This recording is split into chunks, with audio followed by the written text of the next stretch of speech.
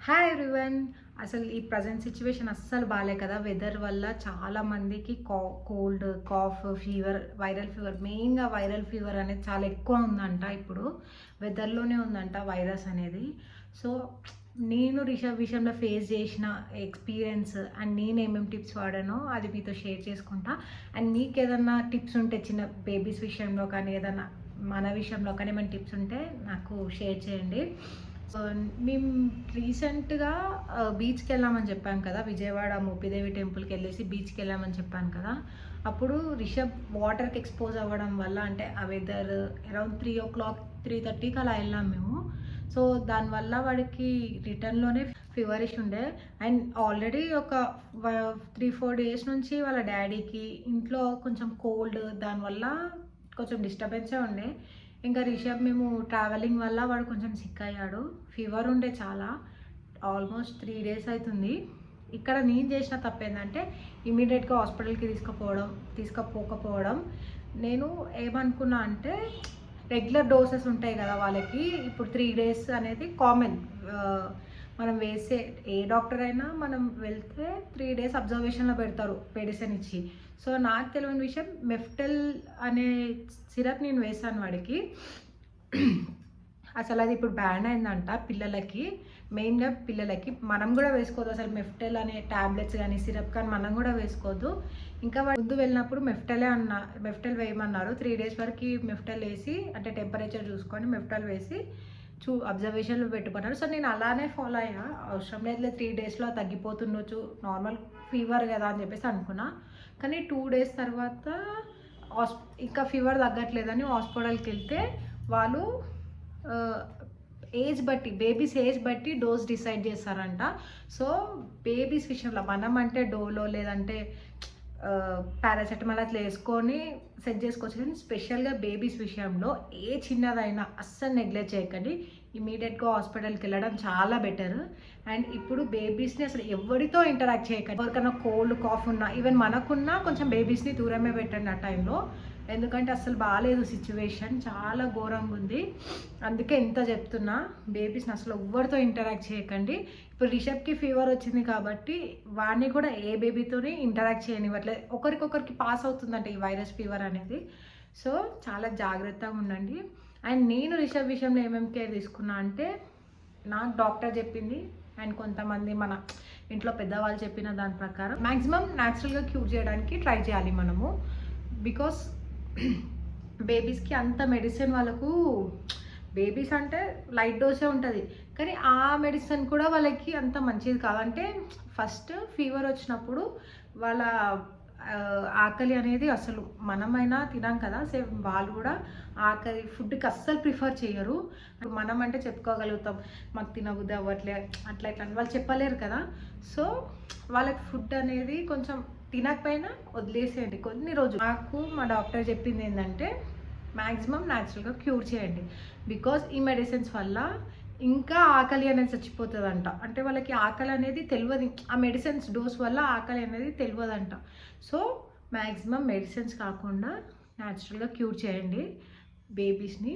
మీరు కూడా కోల్డ్ ఉన్నా లేకపోయినా బయటికి వెళ్ళేసి వచ్చినప్పుడు కొంచెం బేబీస్‌తో డైరెక్ట్ ఇంటరాక్ట్ అవ్వకుండా కొంచెం స్టీమ్ తీసుకోవడం, కాళ్ళు చేతులు కడుక్కొని స్టీమ్ తీసుకొని అప్పుడు బేబీస్‌తోని ఆడుకోవడం కానీ అలా చేస్తే చాలా బెటర్. అండ్ నేనేం చేస్తానంటే రిషబ్‌కి ఒక చిన్న టిప్ ఉంది. ఏంటంటే కోకోనట్ ఆయిల్ ఉంటుంది కదా! Parachute oil. సో, అది తీసుకొని నార్మల్ ఆయిల్ వేడి చేసే దాంట్లో పోసుకొని అందులో కోకోనట్ ఆయిల్ వేసి పచ్చకర్పూరం అని ఉంటుంది కదా! ఒకవేళ నార్మల్ జనరల్ స్టోర్స్‌లో దొరుకుతుంది. ఒకవేళ అది దొరకకపోతే అదైతే కొంచెం ఎక్కువ పనిచేస్తుంది. ఒకవేళ అది దొరకకపోయినా నో టెన్షన్. కర్పూరం ఉంటుంది కదా!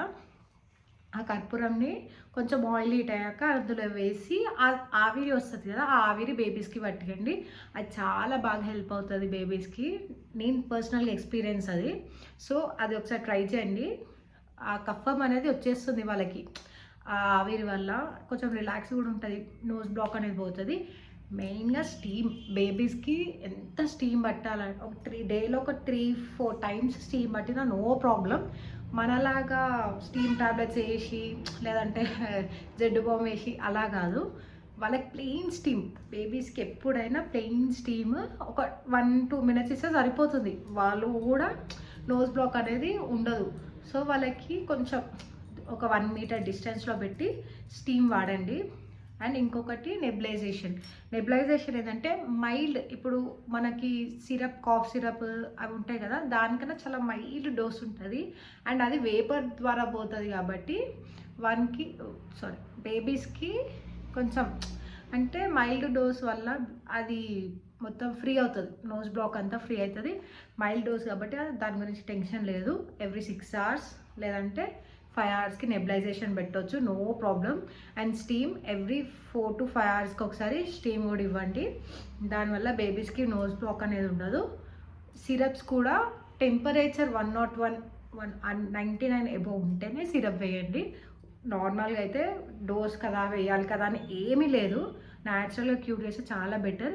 అండ్ ఈ టైంలో బేబీస్కి అంటే 1 year అబోవ్ వాళ్ళకి, ఇప్పుడు రిషబ్ 1.5 years కదా, సో 1 year అబోవ్ వాళ్ళకి కొంచెం మిరియాల రసం కానీ, వాళ్ళు ఎక్కువ స్పైసీ తినరు, వాళ్ళ స్పైసీ బట్టి మనకు తెలుస్తుంది కదా వాళ్ళు ఇంత స్పైసీ తినగలుగుతారు అని చెప్పేసి, ఆ స్పైసీ బట్టి మిరియాల రసం అలా కొంచెం వాళ్ళ గొంతు ఫ్రీ అయ్యేటట్టు ఇవ్వండి ఫుడ్. నేను చేసిన మిస్టేక్ ఏంటంటే వాడికి కోల్డ్ కాఫ్ ఒకటేసారి ఎక్కువైపోయింది. అంటే నేను ముందున్న సిరప్సే వాడికి అసలు డోస్ సరిపోదంట, ఆ సిరప్ డోస్ సరిపోదంట, తగ్గుతుందిలే అని చెప్పేసి అది వేయడం వల్ల వాడికి కొంచెం గొంతు అనేది వాయిస్ రావట్లేదు, అంత కోల్డ్ అయిపోయింది. సో అంతవరకు అయితే మీరు ఎవ్వరూ రాణించుకోకండి. అండ్ బేబీస్ విషయంలో చాలా కేర్ ఉండండి. పెయిన్ చెప్పుకోలేరు కదా బేబీస్ మనకి ఇట్లా అట్లా అని చెప్పేసి, వాళ్ళ ప్రాబ్లం ఏందో మనం కొంచెం చూసుకొని చేయడం బెటర్. నేను ఒకటే చెప్తున్నా, వెంటనే హాస్పిటల్కి వెళ్ళి, అస్సలు బాగాలేదు సిచ్యువేషన్ బయట, వైరస్ ఫీవర్, డాక్టర్ కూడా అదే చెప్పారు, వైరస్ ఉంది, గాలిలోనే వైరస్ ఉంది. సో ఇమీడియట్గా మెయిన్గా బేబీస్కి ఎక్కువ అటాక్ అయిపోతుంది.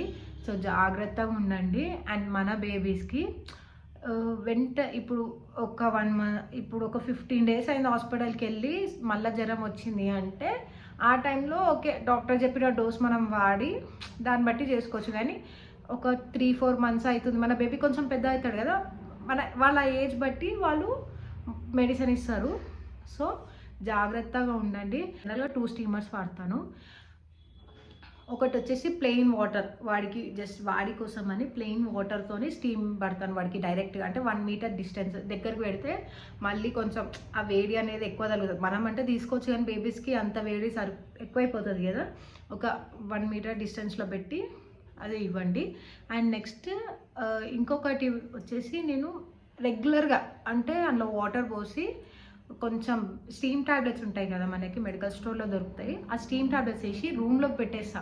అంటే రూమ్లో పెట్టేసి ఆ వేడి అనేది రూమ్ కొంచెం వెచ్చవుతుంది. ఇప్పుడు చాలా ఫాగ్ పడుతుంది మనకు, అసలు 9-10కి కూడా ఫుల్, ఇప్పుడు 11 అవుతుంది నేను ఈ వీడియో తీసేటప్పుడు, ఫుల్ చలిగా ఉంది ఇప్పుడు కూడా. అంటే ఆ వేడి అనేది రూమ్లో సెట్ చేయండి వాళ్ళకి ఇట్లా స్టీమ్ వల్ల. ఇంకొకటి, బేబీస్ స్టీమ్ తీసుకోరు కొంతమంది, ఎట్లా అంటే ఇరిటేట్ అవుతుంటారు, వాళ్ళకి అందులో స్టీమ్ ట్యాబ్లెట్స్ వేసి వదిలేయండి కొద్దిసేపు, ఎవ్రీ హాఫ్ అన్ అవర్కి ఒక 5 minutes అట్లా, ఎవ్రీ హాఫ్ అన్ అవర్కి ఒక 5 minutes. రెగ్యులర్గా చేస్తే కూడా స్టీమర్ ఖరాబ్ అవుతుంది. సో ఎవ్రీ హాఫ్ అన్ అవర్కి అట్లా ఒక 5 minutes ఆన్ చేసి పెట్టండి. అండ్ ఒకవేళ స్టీమర్ లేకపోతే బౌల్లో వాటర్ తీసుకొని బేబీస్కి ఫస్ట్ బాయిల్ చేసి బౌల్లో వాటర్ తీసుకొని స్టీమ్ పెట్టండి. డైరెక్ట్ స్టీమ్ అంటే ప్లెయిన్ వాటర్, మళ్ళీ చెప్తున్నాను బేబీస్కి ప్లెయిన్ వాటర్ స్టీమే ఇవ్వాలి, అస్సలు అందులో మనలాగా ఏం వేయొద్దు. అండ్ ఇంకొకటి, అదే మళ్ళీ బౌల్ వేడి చేసేసి అందులో కొంచెం స్టీమ్ టాబ్లెట్స్ వేసి రూమ్లో పెట్టేసేయండి. సో దానివల్ల రూమ్లో టెంపరేచర్ వాళ్ళకి కొంచెం నోస్ బ్లాక్ అనేది తగ్గుతుంది. And videos. అండ్ ఇంకో విషయం ఏంటంటే, బేబీస్కి వామ్ వాటర్ ఇవ్వండి. ఎప్పుడు ఇచ్చినా ఇన్స్టెంట్గా, అంటే బాటిల్లో పోసి అదంతా నాకు ఇష్టం లేదు, ఇన్స్టెంట్గా వేడి చేసి ఇవ్వండి. అంటే గోరువెచ్చగా. సో దానివల్ల థ్రోట్ పెయిన్ అన్న కొంచెం ఇది ఉంటుంది కదా, ఈ ఏరియా అనేది కొంచెం ఫ్రీ అవుతుంది అండ్ కొంచెం ఈజీ ఉంటుంది. అండ్ స్టీమ్ టాబ్లెట్స్ ఉంటాయి కదా, అవి బేబీస్కి డ్రెస్సెస్ మీద వేయండి పడుకున్నప్పుడు, అని రెగ్యులర్గా డ్రెస్ మీద వేసేయండి, డైరెక్ట్ పెడితే మండుతుంది. సో నాకు తెలియక ఒకసారి రిషబ్కి అలానే చేసా. సో అది మాత్రం చేయకండి, డ్రెస్ మీద వేసి పడుకున్నప్పుడు కానీ ఆడుకున్నప్పుడు లిటరల్లీ నేను చెప్తున్నా కదా, రిషబ్కి వాయిస్ రావట్లేదు అసలు. అంటే వాడు మాట్లాడితే వాడి వాయిస్ కూడా రావట్లేదు, అంతలా సఫర్ అవుతుంది వాడు ఈ క్లైమేట్కి. వాడికి ఇప్పటివరకు ఎప్పుడు కాలే అంత చలిగా, ఎంత చలి ఉన్నా వాడికి ఎప్పుడు కోల్డ్ అనేది రాలేదు. అండ్ ఈసారి మాత్రం చాలా టూ మచ్గా వచ్చింది. అండ్ వాడి కోసం నేను నెబులైజర్ స్టీమర్ వాడు 3 months ఉన్నప్పుడే కొన్నాను, కానీ ఎప్పుడు యూజ్ చేయలేదు వాడికి. అంటే అంత ఎప్పుడు రాలేదు, జస్ట్ నార్మల్గా వచ్చేది. నేను చెప్పాను కదా కోకోనట్ ఆయిల్లో కర్పూరం వేసి స్టీమ్ ఇస్తా అని, అదొక్కటి. జనరల్గా రెగ్యులర్ స్టీమ్ పడుతుండే 1-2 daysలో తగ్గిపోతుండే. ఫస్ట్ టైం రిషబ్కి 5 days అవుతుంది కోల్డ్ వల్ల. జాగ్రత్తగా ఉండండి పిల్లల విషయంలో. అండ్ మీరు కూడా చాలా కేర్ తీసుకోండి. బేబీస్కి సూప్స్ ఇవ్వండి. నాకు డాక్టర్ చెప్పింది ఏంటంటే సూప్, టమాటా సూప్, లేదంటే మిరియాల రసం, మిరియాలు వెల్లుల్లిపాయ, ఇవి 2 కొంచెం ఎక్కువ వాడడానికి ట్రై చేయండి. ఒకవేళ మీకు మిరియాల రసం కానీ టమాటా రసం కానీ అలాంటివి కావాలంటే కామెంట్ సెక్షన్లో పింక్ చేయండి, షార్ట్ వీడియోలో చేసి చూపిస్తాను. బేబీస్కి కిచిడి కూడా కొంచెం మిరియాలు వేసి చేయండి, చాలా బాగా పనిచేస్తుంది. తినరు మ్యాక్సిమం, నేను చెప్తున్నా కదా అస్సలు తినరు బేబీస్, కానీ మెడిసిన్ డైరెక్ట్ వేస్తే గ్యాస్ అనేది ఫామ్ అవుతుంది. ఒకవేళ పాలు ఇచ్చినా మీరు కొంచెం వేడి చేసి ఇవ్వండి పాలు కూడా వాళ్ళకి. ఫుడ్ మాత్రం వేడివేడిగా అప్పుడే వండి పెట్టండి. అంటే ఒక 1 hour కూడా అసలు ఆగకండి, వేడివేడిగా తెచ్చి మన చేతిలోనే ఊపుకుంటూ తినిపియండి, అంత వేడిగా ఉండాలి పిల్లలకి. అండ్ బేబీస్కి తింటలేరు కదా అని చెప్పేసి వదిలేసి అలానే మెడిసిన్ వేసామనుకో గ్యాస్ ఫామ్ అవుతుంది, వాళ్ళకి కడుపు నొప్పి వస్తుంది. అది మనకు తెలీదు. ఫీవర్కి ఏడుస్తున్నారు అనుకుంటాం కానీ స్టమక్ పెయిన్ వల్లగా అని అనుకోము. సో ఒక్క బుక్ అయినా, ఒక 2 బుక్కలు పెట్టి కొంచెం, లేదు అంటే పాలు తాగితే పాలు, జ్యూస్ తాగితే జ్యూస్, ఏదైనా ఫ్రూట్ తింటే ఫ్రూట్ తిన్నాక మెడిసిన్ వేసి ఒక 1/2 hour తర్వాత కొంచెం టెంపరేచర్ కూల్ అవుతుంది కదా, ఆ తర్వాత ఫుడ్ తినిపియండి. 2 బుక్కలు అయితే 2 బుక్కలు, కానీ తిన్నాకనే, ఏదైనా సరే తిన్నాకనే మెడిసిన్ వేయాలి. ఉప్మా కూడా చాలా బాగా పనిచేస్తుంది ఈ టైంలో, ఈజీ డైజెస్ట్ అవుతుంది. తిన్నాక 1/2 hour తర్వాతనే మెడిసిన్ వేయాలి, వెంటనే కూడా వేయొద్దు. ఇలా మీకు నెబులైజేషన్ గురించి డీటెయిల్ వీడియో కావాలంటే కమెంట్ సెక్షన్లో కమెంట్ చేయండి, ఖచ్చితంగా చేసి చూపిస్తాను. షార్ట్లో అయినా లేదంటే ఒక వీడియో అయినా తీసి చెప్తాను మీకు. అండ్ మీ దగ్గర ఏమైనా చిన్న టిప్స్, రిషబ్కి అయితే గొంతు ఫుల్ పెయిన్ ఉంది, అసలు వాడికి నాయిస్ రావట్లేదు. దానికోసం మీది ఏమైనా చిన్న టిప్స్ ఉంటే నాకు షేర్ చేయండి, నాకు కామెంట్ సెక్షన్లో పింక్ చేయండి. సో నాకు కూడా ఏదైనా హెల్ప్ అవుతుంది కదా. నాకు తెలిసినంత వరకే నేను మీతో షేర్ చేసుకున్నా. మీకు కూడా ఏమైనా తెలుసుంటే నాకు కొంచెం కామెంట్ సెక్షన్లో పింక్ చేయండి. Thank you for watching. Subscribe for more videos.